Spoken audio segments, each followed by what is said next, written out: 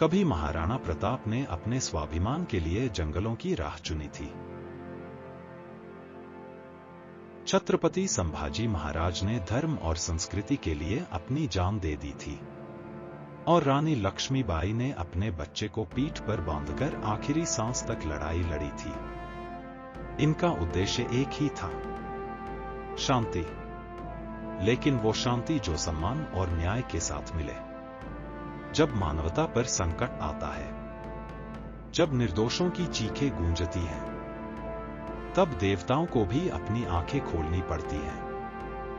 तब प्रकट होती हैं मां काली, क्रोध में न्याय के लिए, और गरजते हैं पंचमुखी हनुमान, अत्याचार को जड़ से मिटाने के लिए। इन दोनों दिव्य शक्तियों का एक साथ प्रकट होना संकेत है कि अब बहुत हो चुका है। आज फिर से जमीन कांप रही है।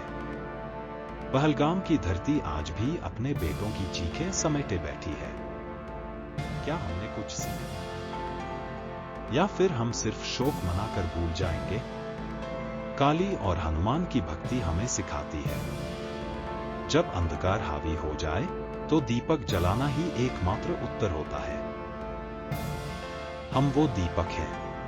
शांति कोई आराम से मिलने वाली चीज नहीं है। इसके लिए बलिदान लगता है, तपस्या लगती है, और हमारे सैनिक हर रोज ये तपस्या कर रहे हैं, सीमा पर, बर्फ में, अंधेरे में, ताकि हम चैन से सांस ले सकें। अब समय है कि हम भी खड़े हों, हम भी एक हों, क्योंकि अगर हम एक नहीं हुए तो न मां काली शांत होंगी, न हनुमान विश्राम करेंगे। इस बार न नफरत के लिए खड़े होना है, न बदले के लिए।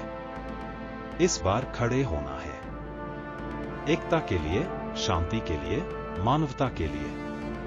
क्योंकि जब हम एक हो जाएंगे, तब कोई पहलगाम फिर नहीं रोएगा। जय भवानी, जय शिवाजी, जय हिंद, वंदे मातरम।